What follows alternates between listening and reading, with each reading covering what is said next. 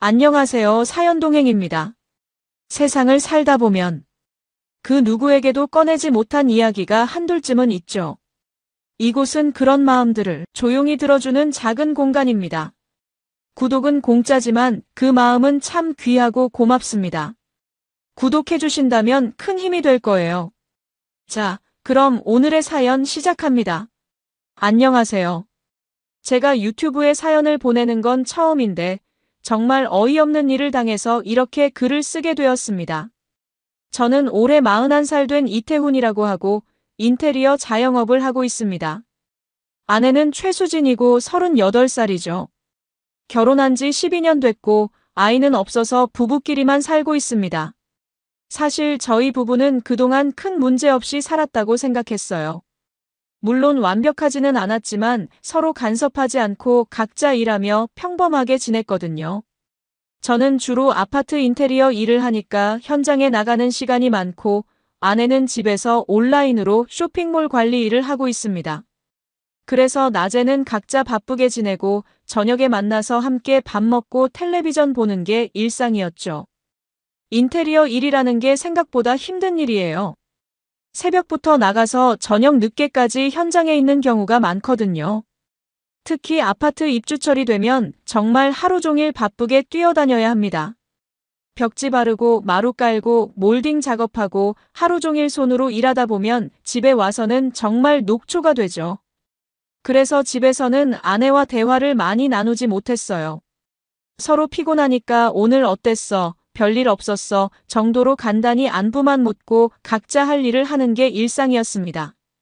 아내도 온라인 쇼핑몰 일을 하면서 나름 바쁘게 지내고 있었어요. 상품 등록하고 주문 처리하고 고객 문에 답변하고 배송 관리하는 일들이 생각보다 손이 많이 가더라고요. 그래도 집에서 할 수 있는 일이니까 저보다는 여유가 있었죠. 가끔 제가 현장에서 늦게 들어오면 저녁을 차려놓고 기다리고 있었습니다. 그런데 3개월 전부터 아내가 갑자기 이상한 행동을 하기 시작했습니다. 매주 수요일 오전이면 평소와 다르게 트레이닝복을 입고 배낭을 메고 나가는 거예요. 처음에는 별 생각 없이 어디 가냐고 물어봤더니 요즘 스트레스가 많아서 등산을 시작했다고 하더라고요. 혼자 산에 가서 걷고 있으면 머리가 맑아진다면서 말이죠. 사실 아내가 스트레스를 받을 만한 일이 있었어요. 쇼핑몰 운영하면서 고객불만 처리하는 일이 많아졌거든요.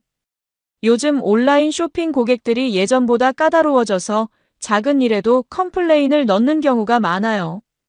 배송이 하루라도 늦으면 항의하고 상품이 기대와 조금이라도 다르면 환불을 요구하고 그런 일들이 쌓이다 보니 아내도 많이 지쳐 있었던 것 같아요. 그래서 저는 아내가 등산을 시작한다고 했을 때 오히려 다행이라고 생각했습니다. 좋은 일이네, 조심해서 다녀와라고 말했어요. 나이가 들면서 운동의 필요성을 느꼈나 보다 생각했거든요. 실제로 아내가 최근 들어 살이 조금 쪘다고 신경 쓰는 모습을 봤었어요. 거울을 보면서 나 예전보다 살쪘지 않아? 라고 물어보기도 했고 옷 입을 때도 이 옷이 나한테 맞나? 라고 고민하는 모습을 보였거든요. 하지만 시간이 지나면서 뭔가 이상하다는 생각이 들기 시작했어요. 아내가 등산을 다녀온 날이면 평소보다 기분이 좋아 보였거든요. 얼굴에 홍조가 돌고 샤워를 평소보다 오래 하고 저녁에는 평소보다 말도 많이 하고 웃음도 많았습니다. 처음에는 운동 효과겠거니 했는데 계속 관찰해보니 뭔가 부자연스러웠어요. 마치 좋은 일이 있었을 때 보이는 그런 기분 좋은 모습이었습니다. 그리고 또 한 가지 이상한 점이 있었습니다. 아내가 등산을 간다고 하면서도 정작 등산 관련 용품을 새로 사지 않더라고요. 배낭도 예전에 쓰던 거고 등산화도 없이 그냥 운동화를 신고 나갔어요. 등산 스틱도 없고 등산모도 없고 그냥 평범한 운동복 차림으로 나가는 거예요. 진짜 등산을 하는 사람이라면 최소한 기본 장비는 갖춰야 할 텐데 말이죠. 그래도 저는 아내를 의심하고 싶지 않았어요. 12년을 함께 살면서 아내가 거짓말을 하는 사람이 아니라는 걸 알고 있었거든요. 아내는 평소에도 작은 일에 대해서도 솔직하게 말하는 편이었어요. 쇼핑몰에서 실수했을 때도 숨기지 않고 저에게 털어놓았고 친구들과 만나서 술을 마셨을 때도 정직하게 말했습니다. 그런 아내가 갑자기 저에게 거짓말을 할 리가 없다고 생각했어요. 그냥 제가 예민하게 생각하는 건가 싶어서 넘어갔습니다. 하지만 마음 한구석에서는 계속 뭔가 찜찜한 기분이 가시지 않았어요. 아내가 등산을 간다고 나갈 때마다 정말 혼자 가는 걸까? 왜 이렇게 기분 좋게 나가는 걸까라는 생각이 들었습니다. 그런 의심스러운 마음을 떨쳐버리려고 노력했지만 쉽지 않았어요. 그러던 어느 날 거래처 사장들과 저녁 식사를 하게 되었습니다. 인테리어 업계에서는 종종 이런 모임이 있거든요. 서로 정보도 공유하고 일도 소개해주고 하는 자리죠. 같은 업계에서 일하는 사람들끼리 만나서 현장 이야기도 나누고 자재 정보도 교환하고 가끔은 큰 프로젝트를 함께 진행하기도 합니다. 그날도 평소처럼 고깃집에서 만나 소주를 마시며 이런저런 얘기를 나누고 있었어요. 처음에는 업계 이야기가 줄을 이뤘습니다. 요즘 자재비가 많이 올랐다는 얘기, 인건비 문제, 고객들이 점점 까다로워진다는 불만들이 주된 화제였어요. 저도 최근에 진행했던 현장에서 있었던 일들을 얘기하면서 함께 공감했습니다. 특히 요즘 아파트 입주민들이 작은 것 하나하나까지 다 따지는 경우가 많아서 일하기가 더 까다로워졌다는 얘기를 나눴어요. 그런데 술이 몇 잔 돌아가면서 화제가 개인적인 이야기로 넘어갔습니다. 한 사장님이 최근에 이혼한 지인 얘기를 꺼내면서 요즘 세상에 믿을 사람이 없다고 하더라고요. 그 지인이 아내의 불륜을 뒤늦게 알게 되어서 이혼하게 됐다는 얘기였습니다. 15년을 함께 살았는데 마지막 3년 동안 아내가 바람을 피우고 있었다는 거예요. 대화 중에 한 사장님이 요즘 뉴스에 나온 불륜 사건 얘기를 꺼내더라고요. 요즘 세상 참 무섭다, 믿었던 사람한테 뒤통수 맞는 일이 많아라고 하면서 말이죠. 그러자 다른 사장님이 그러게 말이야. 특히 산에서 불륜하는 사람들이 많다더라고 맞장구를 쳤습니다. 저는 그 말을 듣고 순간 귀가 번쩍 뜨였어요. 산에서 불륜이라니 왜 갑자기 아내 생각이 나는 거죠? 그 사장님이 계속 말하길 아이들 학교 보내고 나서 산에서 만나서 등산한다고 하면서 불륜하는 부부들이 많다더라고. 특히 수요일 오전에 그런 사람들이 많다는 얘기를 들었어. 왜냐하면 수요일이 주부들한테는 가장 자유로운 시간이거든. 월요일은 주말 뒤정리하느라 바쁘고 화요일은 일주일 계획 세우느라 바쁘고 목요일부터는 주말 준비하느라 바쁘니까라고 하는 거예요. 수요일 오전. 바로 우리 아내가 등산을 가는 시간이었습니다. 갑자기 가슴이 철렁 내려앉는 기분이었어요. 심장이 빠르게 뛰기 시작하고 손에 땀이 나기 시작했습니다. 하지만 그 자리에서 제가 동요하는 모습을 보일 수는 없었죠. 그래서 최대한 자연스럽게 그런 일이 있나요? 라고 물어봤습니다. 그 사장님이 당연하지. 요즘 산에 가보면 혼자 온 사람들이 은근히 많아. 그런데 자세히 보면 서로 눈빛을 주고받고 있다니까. 처음에는 정말 혼자 온 줄 알았는데 나중에 보면 둘이 함께 걷고 있고 말이야. 그리고 그런 사람들은 대부분 등산 장비도 제대로 안 갖추고 와. 진짜 등산하러 온 게 아니라 만나러 온 거니까라고 하더라고요. 등산 장비를 제대로 안 갖춘다는 말에 또 한 번 충격을 받았어요. 우리 아내도 그냥 운동복에 운동화 신고 나가거든요. 다른 사장님도 맞아. 내 친구가 등산을 자주 하는데 그런 사람들 진짜 많다고 하더라. 특히 날씨 좋은 날에는 더 많이 보인다고 해. 그리고 그런 사람들은 대부분 나이가 40대 정도 되는 사람들이라고 하더라고라고 거들었습니다. 40대. 우리 아내 나이와 비슷한 나이대였습니다. 저는 그 얘기를 들으면서 점점 불안해지기 시작했어요. 아내의 행동들이 하나둘씩 떠올랐거든요. 매주 수요일 오전에 나가는 것, 등산 후 좋아하는 모습, 그리고 등산 장비를 새로 사지 않는 것까지. 모든 게 그 사장님들이 말하는 특징과 일치하고 있었어요. 그런 사람들은 보통 어떤 식으로 만나는 거예요? 라고 물어보니 한 사장님이 대부분 인터넷 카페나 동호회에서 만난다고 하더라고. 등산 동호회라고 하면서 실제로는 그런 목적으로 만나는 거지. 처음에는 정말 등산 목적으로 가입했다가 나중에 그런 관계가 되는 경우도 많고라고 답했습니다. 그 순간 저는 아내가 최근에 휴대폰을 자주 들여다보던 모습이 떠올랐어요. 예전에는 휴대폰에 별 관심이 없었는데 요즘에는 자주 메시지를 확인하고 있었거든요. 그때는 쇼핑몰 관련 업무인 줄 알았는데 혹시 다른 이유가 있었던 건 아닐까요? 저는 그 얘기를 들으면서 점점 불안해지기 시작했어요. 혹시 정말 아내가 그런 일을 하고 있는 건 아닐까 하는 생각이 들었습니다. 하지만 동시에 설마 우리 아내가 그럴 리는 없어라는 생각도 들었어요. 12년을 함께 살면서 아내가 그런 사람이 아니라는 걸 알고 있었거든요. 집에 돌아오는 길에 계속 그 생각만 했어요.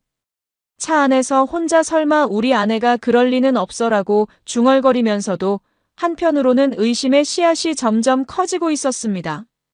거래처 사장들이 한 말들이 계속 머릿속에서 맴돌았어요. 수요일 오전 40대 등산 장비 없이 혼자 온다고 하면서 실제로는 누군가와 만나는 것까지. 집에 도착해서 아내를 봤는데 평소와 다름없이 거실에서 텔레비전을 보고 있더라고요. 저녁 준비를 하면서 오늘 회식 어땠어? 라고 물어보는 모습도 평소와 똑같았습니다. 그 모습을 보니 제가 괜히 의심하는 게 아닌가 싶기도 했어요. 이렇게 자연스럽게 행동하는 사람이 설마 그런 일을 하고 있을까 하는 생각이 들었거든요. 하지만 밤에 잠자리에 누워서도 계속 그 생각이 났습니다. 아내가 옆에서 자고 있는데 그 얼굴을 보면서 정말 나만 모르는 비밀이 있는 건 아닐까라는 생각이 들었어요. 평소에 보던 아내 얼굴인데도 갑자기 낯설게 느껴졌습니다. 이 사람이 정말 내가 아는 그 사람이 맞을까 하는 의심이 들었어요. 그날 밤은 거의 잠을 이루지 못했습니다. 머릿속에서 계속 여러 가지 상상이 오갔거든요. 아내가 다른 남자와 산에서 만나는 모습, 둘이 함께 걷는 모습, 그리고 저는 전혀 모르고 있는 모습까지. 상상만으로도 가슴이 답답하고 화가 났어요. 혹시 정말 그런 일이 일어나고 있다면 어떻게 해야 할까 하는 생각도 들었습니다. 다음 날 아침, 아내가 평소처럼 일어나서 아침을 준비하는 모습을 보면서도 계속 의심스러웠어요. 커피를 타면서 오늘 날씨가 좋네라고 하는 말도 아침 뉴스를 보면서 요즘 세상이 왜 이렇게 험해졌을까라고 하는 말도 모두 다르게 들렸습니다. 혹시 이 모든 게 연기인 건 아닐까 하는 생각이 들었어요. 아내가 출근 준비를 하는 저를 보면서 오늘도 힘내라고 말하고 뺨에 가벼운 키스를 해주는 모습도 평소와 똑같았어요. 하지만 그 키스조차 진심인지 의심스러웠습니다. 12년 동안 매일 아침 해주던 그 키스가 갑자기 가식적으로 느껴졌어요. 이런 마음을 가지고 있는 제 자신이 한심하다는 생각도 들었지만 어쩔 수 없었습니다. 회사에 가서도 일에 집중할 수 없었어요. 현장에서 벽지 작업을 하면서도 계속 아내 생각이 났습니다. 혹시 지금 이 순간에도 아내가 다른 남자와 만나고 있는 건 아닐까 하는 생각이 들었어요. 오늘은 수요일이 아니니까 괜찮겠지만 다음 주 수요일이 되면 또 그런 일이 일어날 수도 있겠다는 생각이 들었습니다. 점심시간에 혼자 식당에 앉아서 밥을 먹으면서도 계속 그 생각만 했어요. 혹시 제가 너무 예민하게 생각하는 건 아닐까 싶어서 며칠 더 지켜보기로 했습니다. 아내의 행동을 좀 더 자세히 관찰해보고 정말 수상한 점이 있는지 확인해보자고 생각했어요. 그래서 그날 저녁부터는 아내의 행동을 유심히 지켜봤습니다.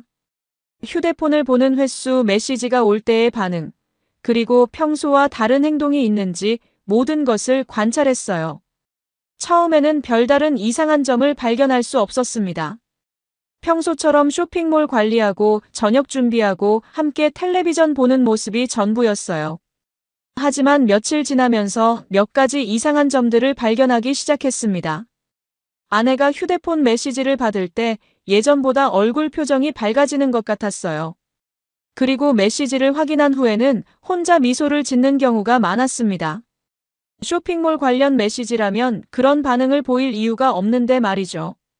또 한 가지 이상한 점은 아내가 최근에 외모에 신경을 더 쓰기 시작했다는 것이었어요. 예전에는 집에 있을 때 편한 옷만 입고 지냈는데 요즘에는 집에서도 예쁜 옷을 입고 화장도 하고 있었습니다. 그리고 새로운 화장품도 몇 개 샀더라고요.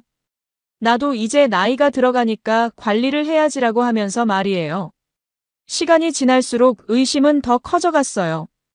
혹시 정말 아내가 다른 남자와 만나고 있는 건 아닐까 하는 생각이 확신에 가까워졌습니다. 하지만 확실한 증거가 없으니까 섣불리 따져 물을 수도 없었어요. 만약 제가 틀렸다면 아내에게 큰 상처를 주는 일이 될 테니까요. 그래서 결국 결심했습니다. 다음 주 수요일에 아내를 몰래 따라가 보기로 한 거죠. 솔직히 이런 일을 하게 될 줄은 꿈에도 몰랐어요. 12년을 함께 산 아내를 미행한다는 게 말이 되나요? 결혼할 때 서로 믿고 의지하며 살겠다고 약속했는데 이제는 그 약속이 무색해진 것 같아서 마음이 아팠습니다. 하지만 이 의심을 풀지 않으면 계속 이런 상태로 지낼 수 없을 것 같았어요. 매일 아내를 보면서 혹시 저 사람이 나를 속이고 있는 건 아닐까라는 생각을 하며 살 수는 없었거든요. 차라리 확실히 알고 나서 어떻게 할지 결정하는 게 낫겠다고 생각했습니다. 그 주 내내 저는 평소와 다름없이 행동했습니다. 아내에게 들키면 안 되니까 최대한 자연스럽게 지냈죠. 하지만 속으로는 계속 계획을 세우고 있었어요. 어떻게 하면 들키지 않고 아내를 따라갈 수 있을까? 어떤 준비를 해야 할까 하는 생각들 말이죠. 혹시 아내가 눈치채지 않을까 하는 걱정도 있었고, 정말 그런 일이 일어나고 있다면 어떻게 대처해야 할까 하는 걱정도 있었어요. 미행이라는 것을 해본 적이 없으니까 어떻게 해야 하는지도 잘 몰랐습니다. 드라마나 영화에서 보는 것처럼 하면 될까 하는 생각도 들었어요. 하지만 실제로는 그렇게 간단하지 않을 것 같았습니다. 들키면 안 되니까 적당한 거리를 유지해야 하고, 그렇다고 너무 멀리 있으면 놓칠 수도 있고 말이죠. 그래도 한 가지 다행인 것은 아내가 가는 곳이 산이라는 것이었어요. 등산로에는 다른 사람들도 많이 있을 테니까 제가 따라가도 그리 눈에 띄지 않을 것 같았습니다. 그리고 등산복을 입고 가면 더욱 자연스러울 것 같았어요. 평소에 등산을 안 하는 저였지만 이번 한 번은 어쩔 수 없었습니다. 일주일이 지나고 드디어 수요일이 되었어요. 그날 아침 아내의 행동을 유심히 지켜봤습니다. 평소보다 일찍 일어나서 샤워를 하고 평소보다 꼼꼼하게 화장을 하는 모습을 봤어요. 그리고 운동복을 고르는 것도 평소보다 신중하게 고르더라고요. 여러 벌을 꺼내서 거울 앞에서 맞춰보고 그 중에서 가장 예쁜 것을 선택했습니다. 아내가 평소처럼 트레이닝복을 입고 배낭을 메고 나가려고 하는 걸 보면서 가슴이 두근거렸습니다. 이제 정말 진실을 알게 될 수도 있겠구나 하는 생각이 들었어요. 동시에 혹시 제가 틀렸으면 어떻게 하나 하는 걱정도 들었습니다. 아내를 의심한 제 자신이 부끄러워질 수도 있겠다는 생각도 들었어요. 저는 오늘은 현장에 늦게 나간다고 거짓말을 했어요. 아내가 그럼 점심은 어떻게 해? 라고 물어보길래 현장 근처에서 사 먹을 거야 라고 답했습니다. 아내는 그럼 조심해서 다녀와라고 말하고는 평소처럼 뺨에 키스를 해주었어요. 그 키스를 받으면서도 복잡한 기분이었습니다. 아내가 나간 후 10분 정도 기다렸다가 저도 급히 등산복으로 갈아입고 차를 몰고 뒤를 따라갔습니다. 평소에 등산을 하지 않는 제가 등산복을 입으니 어색했지만 들키지 않기 위해서는 어쩔 수 없었어요. 가슴이 두근거리고 손에 땀이 나면서 긴장이 되었습니다. 정말 이런 일을 해야 하는 건가 하는 생각도 들었지만 이미 시작한 일이니까 끝까지 해봐야겠다고 마음먹었어요. 다행히 아내는 제가 따라오는 걸 눈치채지 못했어요. 적당한 거리를 두고 따라가니까 별 어려움은 없었습니다. 하지만 신호등에서 멈출 때마다 혹시 들킬까봐 조마조마했어요. 아내가 백미러를 통해 저를 볼 수도 있었거든요. 그래서 모자를 깊이 눌러쓰고 선글라스도 끼고 최대한 얼굴을 가렸습니다. 아내가 향하는 곳은 우리 집에서 30분 정도 떨어진 산이었어요. 그곳은 제가 가본 적 없는 곳이었습니다. 생각해보니 아내가 어느 산에 가는지 한 번도 물어본 적이 없었어요. 그냥 등산 간다고 하면 조심해서 다녀와라고만 했거든요. 이제 와서 생각해보니 제가 너무 무관심했던 것 같기도 했습니다. 등산로 입구에 도착했을 때 저는 차에서 내리지 않고 멀리서 지켜봤어요. 아내가 배낭을 메고 입구 쪽으로 걸어가는 모습이 보였습니다. 다른 등산객들도 제법 있었는데 대부분 중년층이었어요. 그 중에서 혼자 온 사람들도 꽤 있는 것 같았습니다. 아내도 그런 사람들 중 하나로 보였어요. 그런데 잠시 후 충격적인 광경을 목격했어요. 한 남자가 아내에게 다가가서 인사를 하는 거였어요. 그 순간 저는 온몸에 전기가 흐르는 것 같은 충격을 받았습니다. 정말로 아내가 누군가와 만나고 있었던 거예요. 지금까지의 의심이 현실로 드러나는 순간이었습니다. 그 남자는 아내와 비슷한 나이로 보였고 역시 등산복을 입고 있었습니다. 키가 제법 크고 체격도 좋아 보였어요. 얼굴은 멀어서 자세히 보이지 않았지만 아내보다 조금 나이가 많아 보였습니다. 둘이 만나서 웃으면서 대화를 나누는 모습을 보니 처음 만나는 사이가 아니라는 게 확실했어요. 더 충격적인 건 둘의 행동이었습니다. 서로 만나자마자 자연스럽게 인사를 나누고 마치 오래된 연인처럼 편안한 모습을 보였어요. 아내가 그 남자를 보며 웃는 표정이 집에서 저를 볼 때와는 완전히 달랐습니다. 훨씬 밝고 행복해 보였어요. 그 모습을 보면서 가슴이 찢어지는 것 같았습니다. 그리고 함께 등산로로 들어가는 걸 보면서 저는 온몸에 소름이 돋았습니다. 지금까지 혼자 등산 간다고 했던 아내의 말이 모두 거짓말이었던 거예요. 12년 동안 함께 살면서 이런 배신을 당할 줄은 꿈에도 몰랐습니다. 차 안에서 한동안 멍하니 앉아 있었어요. 저는 급히 차에서 내려서 멀리서 둘을 따라갔어요. 다행히 등산로에는 다른 사람들도 있어서 제가 따라가는 걸 눈치채지 못할 것 같았습니다. 하지만 심장이 너무 빠르게 뛰어서 제대로 걸을 수도 없었어요. 다리에 힘이 빠지고 숨이 가쁘게 나왔습니다. 적당한 거리를 두고 따라가면서 휴대폰으로 사진을 찍기 시작했어요. 증거를 남겨야 한다는 생각이 들었거든요. 하지만 그 과정이 정말 고통스러웠어요. 내 아내가 다른 남자와 함께 있는 모습을 촬영한다는 게 얼마나 괴로운 일인지 직접 겪어보니 알 수 있었습니다. 손이 떨려서 제대로 찍기도 어려웠어요. 등산로를 따라 올라가면서 저는 계속 두 사람을 관찰했습니다. 처음에는 그냥 나란히 걷고 있었는데 점점 가까워지더니 자연스럽게 대화를 나누며 웃고 있었어요. 그 모습이 정말 오래된 연인처럼 보였습니다. 서로에게 편안함을 느끼고 있다는 게 멀리서도 느껴졌어요. 10분 정도 걸었을까 두 사람이 손을 잡기 시작했습니다. 그 광경을 보는 순간 정말 머리가 하얘졌어요. 12년을 함께 산 아내가 다른 남자와 손을 잡고 걷고 있다니. 그것도 저에게는 혼자 등산 간다고 거짓말을 하고 말이에요. 가슴이 터질 것 같고 숨이 막혀서 제대로 쉴 수도 없었습니다. 손을 잡고 걷는 모습을 보면서 저는 정말 현실감이 없었어요. 이게 꿈인지 현실인지 구분할 수 없었습니다. 내가 지금 뭘 하고 있는 거지? 내 아내가 정말 저런 일을 하고 있는 거지 하는 생각이 계속 들었어요. 동시에 분노가 치밀어 올랐습니다. 어떻게 이럴 수 있을까? 어떻게 나를 이렇게 속일 수 있을까 하는 생각이 들었어요. 더 충격적인 건 그 다음이었어요. 두 사람이 쉬어가는 곳에서 그 남자가 아내의 허리를 감싸 안는 거였어요. 아내도 자연스럽게 그 남자에게 기대고 있었습니다. 마치 신혼부부처럼 다정한 모습이었어요. 그 모습을 보면서 저는 정말 죽을 것 같았습니다. 이런 배신감을 느껴본 적이 없었거든요. 저는 멀리서 줌을 이용해서 그 모습들을 모두 촬영했어요. 손을 잡고 걷는 모습, 허리를 감싸는 모습, 서로를 바라보며 웃는 모습까지. 모든 걸 증거로 남겨야 한다는 생각이 들었거든요. 하지만 그 과정이 정말 고통스러웠어요.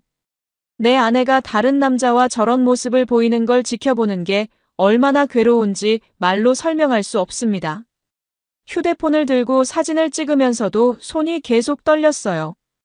분노와 슬픔과 배신감이 동시에 밀려왔습니다. 저 두 사람은 지금 행복해하고 있는데 저는 여기서 이런 고통을 받고 있다니. 이런 상황이 얼마나 부조리한지 느껴졌어요. 내가 뭘 잘못했길래 이런 일을 당해야 하는 건지 모르겠었습니다. 두 사람은 정말 연인처럼 행동했어요. 서로의 어깨에 기대기도 하고 머리를 맞대고 뭔가 이야기하기도 하고 가끔은 서로를 바라보며 웃기도 했습니다. 그런 모습들을 보면서 저는 이들이 얼마나 오랫동안 이런 관계를 유지해왔는지 궁금했어요. 아내가 등산을 시작한 지 3개월이니까 적어도 3개월은 된 것 같았습니다. 1시간 정도 산에 있다가 두 사람이 내려오기 시작했어요. 저는 먼저 주차장으로 내려와서 차에서 기다렸습니다. 가슴이 계속 두근거리고 머리가 어지러웠어요. 지금까지 본 것들이 현실인지 믿을 수 없었습니다. 내 아내가 정말 저런 일을 하고 있었다니. 그런데 두 사람이 등산로에서 나와서 바로 헤어지는 게 아니라 근처 카페로 향하는 거예요. 저는 또 차를 몰고 그들을 따라갔습니다. 카페에 들어가는 모습까지 봤어요. 창문 너머로 두 사람이 마주 앉아서 커피를 마시며 대화하는 모습이 보였습니다. 정말 연인들이 데이트하는 모습과 다르지 않았어요. 저는 카페 주차장에서 1시간 정도 기다렸습니다. 그 시간이 정말 길게 느껴졌어요. 계속 두 사람이 나오는지 지켜보면서 또 다른 증거 사진들을 찍었습니다. 카페에서 나오는 모습, 작별 인사하는 모습까지 모든 걸 기록했어요. 마지막에 두 사람이 포옹하며 작별하는 모습을 보고는 정말 기가 막혔습니다. 그날 오후 아내가 집에 돌아왔을 때의 모습을 저는 절대 잊을 수 없을 것 같아요. 평소처럼 다녀왔어라고 인사하면서도 얼굴에는 미묘한 홍조가 돌고 있었습니다. 그리고 기분이 좋아 보였어요. 마치 좋은 일이 있었던 사람처럼 말이죠. 저는 그 모습을 보면서 속이 뒤틀렸습니다. 등산 어땠어? 라고 물어보니 오늘은 날씨가 정말 좋았어. 공기도 맑고 기분이 상쾌하네라고 답하더라고요. 그러면서 혼자 걷다 보니까 머리가 정말 맑아졌어라고 덧붙였습니다. 혼자 걸었다고 하는 그 말을 들으면서 저는 분노가 치밀어 올랐어요. 어떻게 이렇게 태연하게 거짓말을 할 수 있을까요? 아내는 평소보다 더 기분 좋은 모습을 보였어요. 저녁 준비를 하면서도 콧노래를 부르고 제게도 평소보다 더 많은 관심을 보였습니다. 오늘 현장은 어땠어? 힘들지 않았어? 라고 물어보면서 어깨도 주물러주고 했어요. 하지만 저는 그런 아내의 행동이 모두 거짓으로 느껴졌습니다. 저녁을 먹으면서도 아내는 계속 등산 얘기를 했어요. 오늘 산에서 만난 할머니가 정말 건강해 보이시더라고. 80이 넘으셨는데도 저보다 훨씬 빠르게 걸으시는 거야 라면서 웃으며 얘기했습니다. 그 말을 들으면서 저는 할머니는 만났으면서 왜 그 남자 얘기는 안 하지라는 생각이 들었어요. 그날 밤 아내가 샤워를 하는 동안 저는 촬영한 사진들을 다시 한번 확인해 봤어요. 손을 잡고 걷는 모습, 허리를 감싸는 모습, 카페에서 마주 앉아 있는 모습까지 모든 게 명확한 증거였습니다. 이제 더 이상 의심할 여지가 없었어요. 아내가 정말 불륜을 저지르고 있었던 거였습니다. 하지만 바로 따져묻지는 않았어요. 좀 더 확실한 증거를 모아야겠다는 생각이 들었거든요. 그리고 그 남자가 누구인지도 알아봐야 했습니다. 한 번만 본 걸로는 상대방에 대해 아무것도 알 수 없었거든요. 그래서 다음 주에도 다시 따라가 보기로 결심했습니다. 며칠 후 저는 아내의 휴대폰을 몰래 확인해 볼 기회가 있었어요. 아내가 화장실에 간 사이에 거실 테이블에 놓여있던 휴대폰을 들여다봤습니다. 메시지함을 확인해 보니 산악회라는 이름으로 저장된 번호가 있었어요. 그 번호로 온 메시지들을 보니 가슴이 더욱 답답해졌습니다. 다음 주에도 같은 시간에 만날까요? 오늘 정말 즐거웠어요. 당신과 함께 있으면 시간이 너무 빨리 가요 같은 메시지들이 오고 갔었어요. 그 메시지들을 보면서 저는 정말 기가 막혔습니다. 아내가 저에게는 절대 하지 않는 말들을 다른 남자에게는 하고 있었던 거예요. 더 충격적인 건 아내가 보낸 답장이었습니다. 저도 당신과 함께 있는 시간이 가장 행복해요. 다음 주가 빨리 왔으면 좋겠어요. 오늘도 고마웠어요. 같은 메시지들을 보냈더라고요. 그런 메시지들을 보면서 저는 정말 울화가 치밀었습니다. 내 아내가 다른 남자에게 저런 말을 하고 있다니. 그날 밤 저는 잠을 이룰 수 없었어요. 아내가 옆에서 자고 있는데 그 얼굴을 보면서 이 사람이 정말 내가 아는 그 사람이 맞나라는 생각이 들었습니다. 12년을 함께 살면서 이런 배신을 당할 줄은 꿈에도 몰랐어요. 어떻게 이렇게 태연하게 거짓말을 하며 살 수 있을까요? 다음 주 수요일에도 저는 다시 아내를 따라갔습니다. 이번에는 좀 더 자세히 관찰하고 싶었어요. 그 남자가 누구인지, 어떤 관계인지 알아보고 싶었습니다. 그리고 더 확실한 증거들을 모으고 싶었어요. 이번에는 동영상도 촬영했습니다. 두 번째 미행에서 저는 더 충격적인 사실을 알게 되었습니다. 그 남자의 정체를 확인할 수 있었거든요. 카페에서 나올 때 그 남자가 차에 타는 모습을 보고 번호판을 확인했어요. 그리고 지인을 통해 그 차 주인이 누구인지 알아봤습니다. 놀랍게도 그는 우리 동네에서 요가 강사를 하는 사람의 남편이었어요. 그 사실을 알고 나니 더욱 화가 났습니다. 우리 동네 사람이었다는 것도 충격이었지만 그 사람도 기혼자라는 게 더 가관이었어요. 즉, 두 사람 모두 각자의 배우자를 속이고 불륜을 저지르고 있었던 거였습니다. 이런 일이 우리 동네에서 일어나고 있다는 게 믿어지지 않았어요. 더 자세히 알아보니 그 남자는 아내와 같은 온라인 등산 동호회에서 만났다고 했습니다. 처음에는 정말 등산 목적으로 만났던 것 같은데 언제부터인가 이런 관계로 발전한 것 같았어요. 그리고 매주 수요일마다 만나서 이런 일을 하고 있었던 거였습니다. 저는 그 남자의 아내가 누구인지도 알아봤어요. 요가 강사를 하는 여자였는데 우리 아파트 단지 내 피트니스 센터에서 일하고 있었습니다. 아이러니하게도 저는 그 여자를 몇 번 본 적이 있었어요. 엘리베이터에서 마주친 적도 있고 아파트 상가에서 본 적도 있었습니다. 그 여자도 제 아내처럼 자신의 남편이 불륜을 저지르고 있다는 사실을 전혀 모르고 있는 것 같았어요. 제가 며칠 동안 관찰해보니 그 여자는 평범하게 일상생활을 하고 있었습니다. 아무것도 모르고 있는 또 다른 피해자였던 거죠. 저와 똑같은 처지에 있는 사람이었습니다. 이 모든 사실을 알고 나니 복수를 해야겠다는 생각이 들었어요. 이런 일을 당하고도 가만히 있을 수는 없었습니다. 하지만 어떻게 복수해야 할지 방법을 잘 모르겠더라고요. 그냥 아내에게 따져 묻는 것만으로는 속이 시원하지 않을 것 같았어요. 며칠 고민하다가 한 가지 아이디어가 떠올랐습니다. 산 입구에 경고문을 붙이는 거였어요. 두 사람이 매주 만나는 그 등산로 입구에 그들의 행동을 경고하는 문구를 붙여서 다른 사람들이 볼 수 있게 하는 거죠. 그러면 두 사람도 당황할 것이고 주변 사람들도 알게 될 거라고 생각했어요. 저는 컴퓨터로 경고문을 만들었습니다. 짝퉁 부부 산행 금지라는 제목으로 시작해서 CCTV 영상 확보, 본인만 모름. 배우자는 다 압니다라는 내용을 넣었어요. 그리고 불륜은 범죄입니다라는 문구도 추가했습니다. A사 용지에 큰 글씨로 인쇄해서 비닐로 코팅까지 했어요. 경고문을 만들면서도 제 자신이 이런 일을 하고 있다는 게 믿어지지 않았어요. 평생 이런 일과는 거리가 멀게 살았던 제가 불륜 현장에 경고문을 붙이다니. 하지만 달리 방법이 없었어요. 이런 식으로라도 그들에게 경고를 주고 싶었습니다. 다음 주 화요일 밤에 저는 그 산에 가서 등산로 입구 나무에 경고문을 붙였어요. 사람들이 잘 볼 수 있는 위치에 테이프로 단단히 고정시켰습니다. 그리고 다음 날 수요일에는 멀리서 두 사람의 반응을 지켜보기로 했어요. 과연 그들이 어떤 반응을 보일지 궁금했습니다. 그날 밤 집에 돌아와서도 마음이 편하지 않았어요. 내가 지금 제대로 하고 있는 건가 하는 생각이 들었거든요.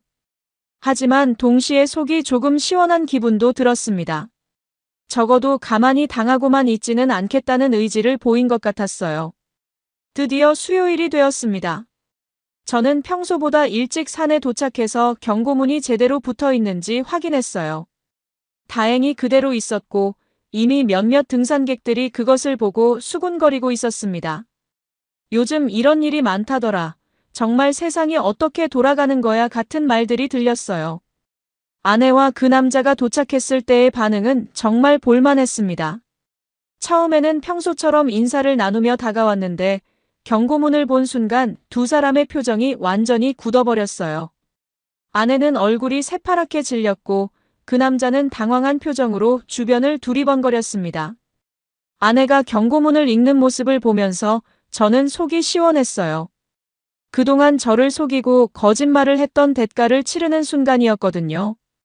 아내의 표정에서 당황스러움과 두려움이 그대로 드러났습니다.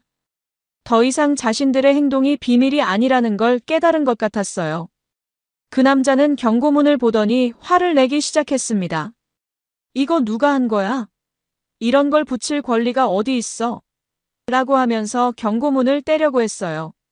하지만 제가 테이프로 단단히 붙여놨기 때문에 쉽게 떨어지지 않았습니다.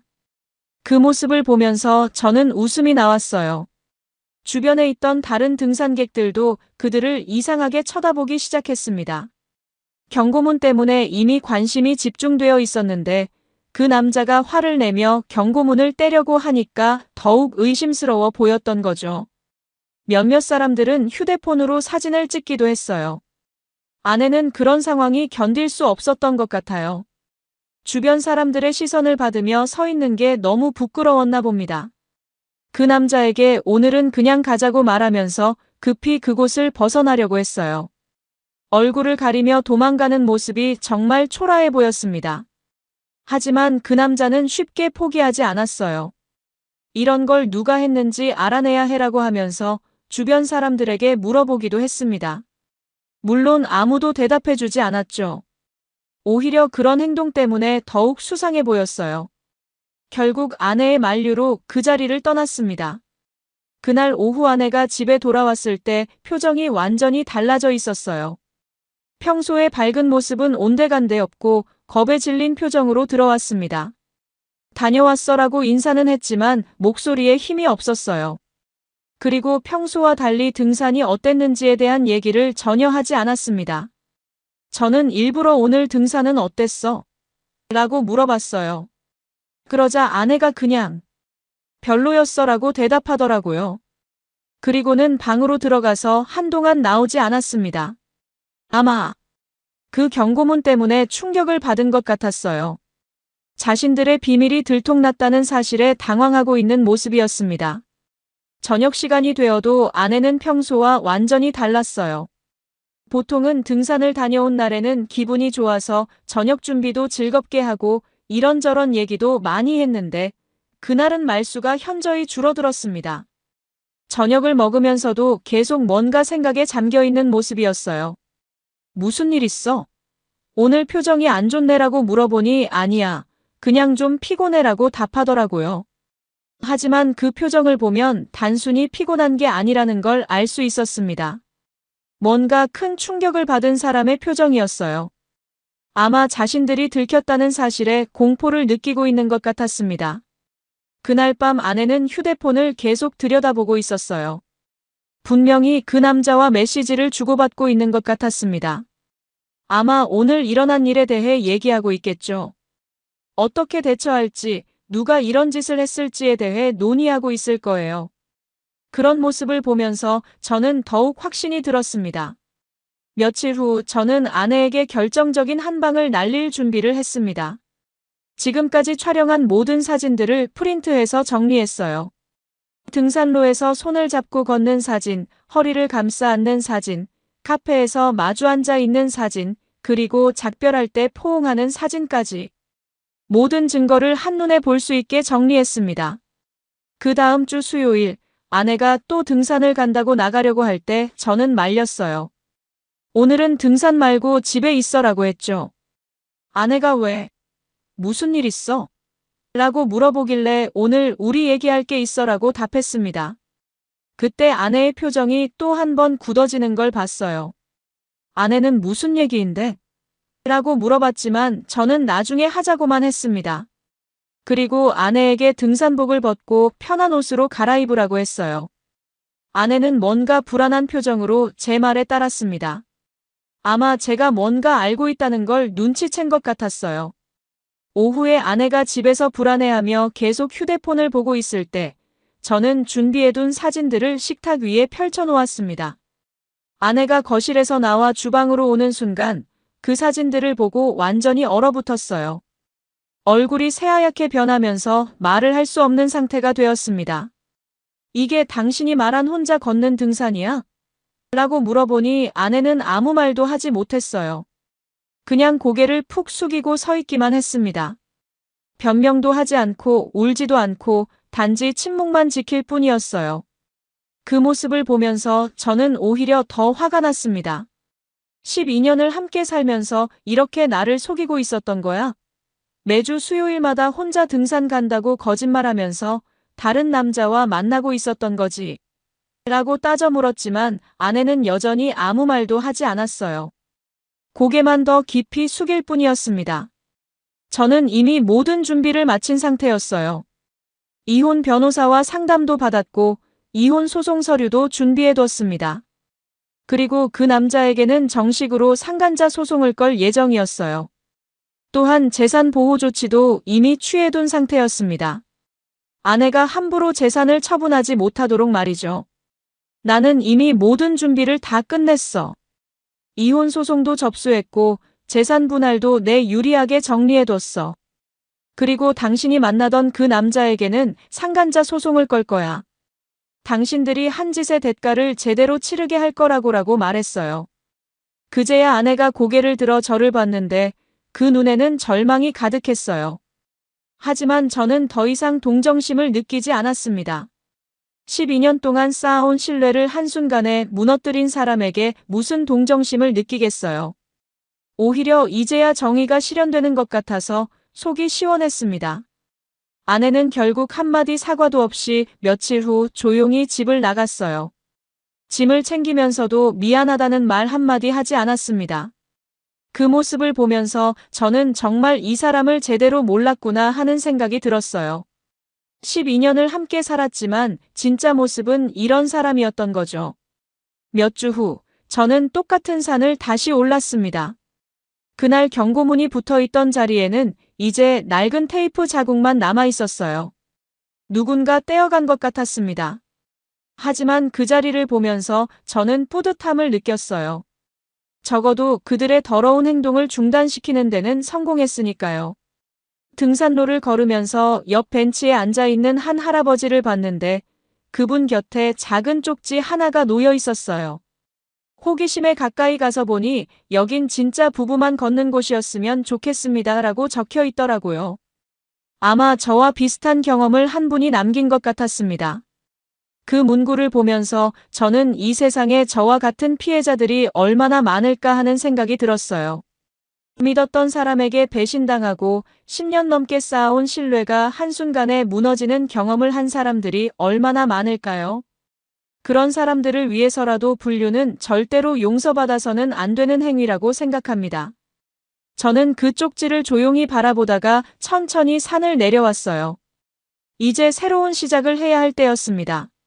12년의 결혼 생활은 끝났지만 제 인생은 아직 끝나지 않았으니까요. 앞으로는 저를 진심으로 사랑하고 배신하지 않을 사람을 만나서 행복하게 살고 싶어요. 이번 사연은 41살 인테리어 자영업자인 제가 12년 함께 산 아내의 불륜을 발견한 이야기입니다. 아내가 매주 수요일 혼자 등산 간다고 하더니 실제로는 다른 기혼 남성과 만나 불륜을 저지르고 있었어요. 저는 직접 미행해서 증거를 수집하고 등산로 입구에 경고문을 붙여 그들을 당황시켰습니다. 결국 모든 증거를 아내에게 내밀며 진실을 폭로했고 이혼 소송과 상간자 소송으로 정당한 대가를 치르게 했어요. 아내는 한마디 사과도 없이 집을 나갔고 저는 새로운 시작을 준비하고 있습니다. 여러분이라면 이런 상황에서 어떻게 하셨을까요? 여러분, 오늘 사연 어떻게 들으셨나요? 지금 이 순간 무슨 생각이 드셨는지도 궁금합니다. 여러분의 소중한 생각을 댓글로 남겨주세요. 지금까지 사연동행이었습니다. 함께 해주신 모든 분들께 진심으로 마음 깊이 감사드립니다. 방송 끝나기 전에 혹시 아직 구독과 좋아요 안 누르셨다면 그 한 번의 클릭이 이 채널을 계속 이어가게 하는 큰 힘이 된답니다. 다음 사연에서 다시 인사드릴게요. 여러분 평안하세요.